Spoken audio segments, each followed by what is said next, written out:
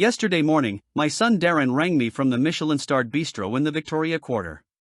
His voice cracked like the cheap plywood he once tried to pass off as bespoke shelving in my garage.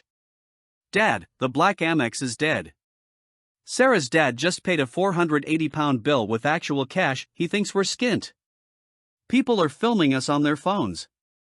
I was in my semi-detached in Roundhay, sipping Tetleys from Eileen's favorite mug, the one with the chipped handle she refused to bin even after it scalded her lip in '09, and I felt a satisfaction colder than the Yorkshire rain lashing the kitchen window.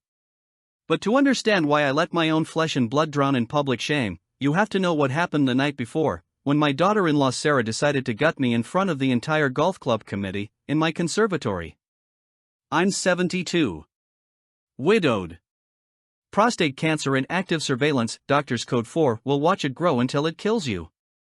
For the last 8 years, ever since Eileen dropped dead of a brain aneurysm in the Co-op bakery aisle, clutching a loaf of Hovis, I've been Darren and Sarah's personal Couts bank. Every Range Rover service, every Mulberry handbag, every networking weekend in the Cotswolds came out of the nest egg Eileen and I scrimped for 35 years to build. I never said no. I told myself it was a father's duty. I told myself Eileen would have wanted it. Then Thursday night happened. The humiliation. Darren texted at 5:47 p.m. "Dad, emergency, need the house for golf club sponsors due. I'll pay for cleaners." I replied fine before the kettle had even boiled. By 7:30 the place was wall-to-wall barber jackets, Botox, and blokes with watches that cost more than my first house. I wore the same navy M&S blazer I buried Eileen in, still smelled faintly of her Yardley lavender. Sarah handed me a tray of mini Yorkshire puddings from Marks & Spencer and hissed, "Play proud Grandad, Harold. Sponsors love legacy." I circulated like a ghost in my own home, refilling Prosecco, clearing plates, smiling at jokes I didn't understand. At 9:42 the alcohol loosened tongues. Sarah clinked her flute, my Royal Doulton from our silver anniversary, and toasted. To the best silent partner a girl could ask for, Dad's pension pot.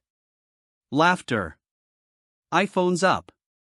Then she leaned into the club captain, a man whose belly strained his Pringle sweater like a sausage encasing, and stage whispered. "Honestly, the old boy's just a human Cashpoint now. We keep him breathing, we keep the dividends rolling." I stood there with the tray, gravy cooling on my knuckles, and felt every penny I'd ever given them crystallize into a single, Arctic decision. My hands didn't tremble from age. They trembled with rage. The night I locked the safe. I couldn't sleep. Not from the cancer, this was sharper, cleaner, like a blade sliding between ribs. At 2:11 a.m. I opened the HP laptop Eileen hated, it's slower than a wet week in Whitby, Harold, and logged into Santander. 89 withdrawals. £18,000 to DS Consulting. £14,000 to Harrogate Holdings SARL. £6,200 to Harvey Nichols. £38,000 to Gleneagles Golf Retreat Deposit. £9,750 to Sarah Hargreaves Spa Weekend. £4,300 to Darren Hargreaves Golf Membership Renewal. Total, £312,440 gone. I rang Malcolm Briggs, Eileen's old solicitor, now 78, retired but still sharp as a tack. He answered on the third ring, voice gravelly from 60 years of Woodbines. "Malcolm, I need an irrevocable trust drafted by Dawn. Charity beneficiary. Me as lifetime income. Darren gets nout until he's buried beside me." Malcolm didn't ask why. He just said, "Email the statements. Courier'll be at yours by 4:30. At 4:19 a.m. I signed the deed in the kitchen, pen scratching like a rat in the walls. At 4:24 I transferred the remaining £198,770 into the new trust. At 4:27 I cancelled every supplementary card with Darren's name on it, 5 in total. At 4:31 I poured myself the 18-year Glendronach Eileen saved for our 50th and toasted the silence. The house had never been so quiet. The phone calls begin. 8:56 a.m. "Darren, Dad, the bistro says my platinum card's declined. Fix it now." Me, morning, son. "How was the public flogging?" Him, this isn't funny. I've a £92,000 property deal closing Monday. Me, use your commission. You've earned plenty on my brass. 9:23 a.m. His club secretary, Nigel, Mr. Hargreaves, Darren's distraught. Says you've had a stroke. Me, tell him the stroke happened when he called me a Cashpoint on Instagram Live. 9:51 a.m. Unknown number, Sarah's barrister, crisp and bloody Featherstone Haw. We can file for deputyship by lunchtime. Erratic financial decisions are textbook incapacity. Me, tell Sarah the new trust is locked tighter than Henningly on test day. And I've a psych eval booked for 10:30 voluntary. 10:03 a.m.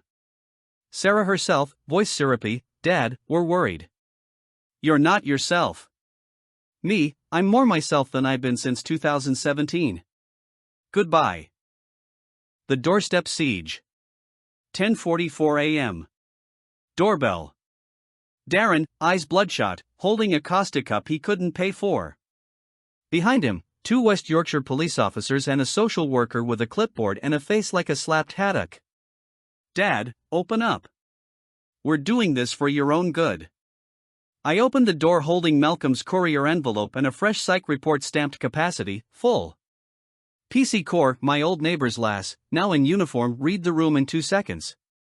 Sir, do you feel safe? Safer than I've felt since Eileen died, love. Darren lunged for the envelope. I let him grab it. He ripped it open, scanned the first page, and the color drained from his face like ale down a pub sink. Irrevocable trust. Beneficiary, Yorkshire Air Ambulance. Lifetime income, Harold Hargreaves. Successor trustee, Malcolm Briggs, solicitor. Darren Hargreaves, contingent remainder, £1 upon proof of 5 years financial independence. He looked up, mouth working like a goldfish. You can't. That's my inheritance. No, lad. It's my life savings. And you've already spent it on golf buggies and Sarah's fillers. Sarah stepped forward, voice trembling with rehearsed tears. Dad, you're confused. Let us help you. I looked her dead in the eye. The only confusion was thinking you'd ever say thank you. The twist, the forgery. That night I couldn't sleep again, this time from adrenaline. I opened the Nest app Eileen insisted on, so I can see who's nicking your bins, Harold. Archived footage. August 22, 1:57 a.m. Darren in my study, phone torch on, photographing my signature from an old Father's Day card. 24 August, 11:12 a.m. him at the post office on Street Lane, feeding the card into a scanner. August 26, 3:44 p.m. him laughing with a solicitor who did retire in 2022, timestamped before his retirement. I forwarded the clips to Malcolm with one line. Add forgery to the deputyship defense. Let's bury him in disclosure. The legal threat. Saturday morning, Sarah's barrister rang again. We have grounds to apply to the Court of Protection. Your behavior is erratic. Me, erratic is spending £38,000 on a golf trip while your father eats beans on toast. See you in court. I booked a private psych eval at Spire Leeds. Dr. Patel, a calm woman in her 50s, listened for 2 hours. Mr. Hargreaves, she said, you are demonstrating exceptional mental lucidity. Recognizing financial abuse and setting boundaries is the opposite of incapacity. She stamped the report, full capacity, 100% competent. The neighbor. Sunday, my neighbor Frank ex-Royal Signals, now 68 and sharp as ever, popped round with a bottle of Newcastle Brown. Heard the racket Thursday. You all right, Harold? I told him everything. He listened, nodded, then said. My lad tried the same. I cut him off at 45. Best thing I ever did. He's a plumber now, earns more than he ever did sponging. He invited me on a narrowboat trip to the lakes. Leaving Wednesday. 5 days. You in? I was. The final confrontation. Monday, Darren came alone. Looked like he hadn't slept in days. Dad, the Range Rover's gone. Repossessed outside Harvey Nicks.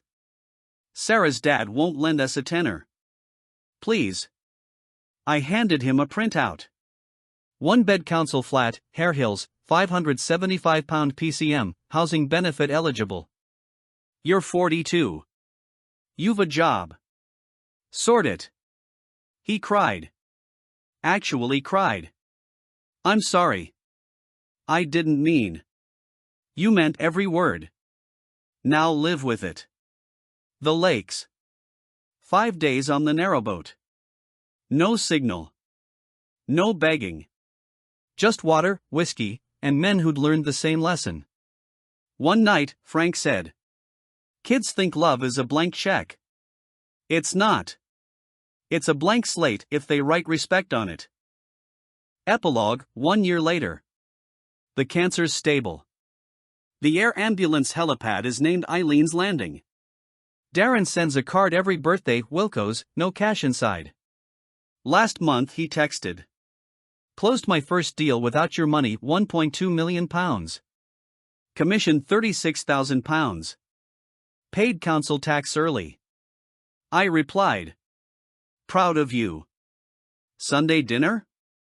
You're cooking. He came. Brought roast beef, Yorkshire puddings, and a bottle of Malbec. No mention of money. I looked at him across the table, really looked, and saw the boy who used to beg for 50p for the ice cream van. He was back. Older. Wiser. Mine again. I raised my mug of Tetley's. To second chances. He clinked his glass. And to dads who finally said no. The moral of The Old Man and the Empty Safe is blunt, British, and non-negotiable. Love is not a blank check. Generosity without limits is just subsidized entitlement. Your pension, your health, and your dignity are not family assets, they are yours to defend, especially from the people who call you dad. In the end, the best legacy you can leave an adult child is the chance to stand on their own 2 feet. Anything less keeps both of you chained to a lie. Don't forget to like, comment, and subscribe, it really helps. Watch the full video for more details.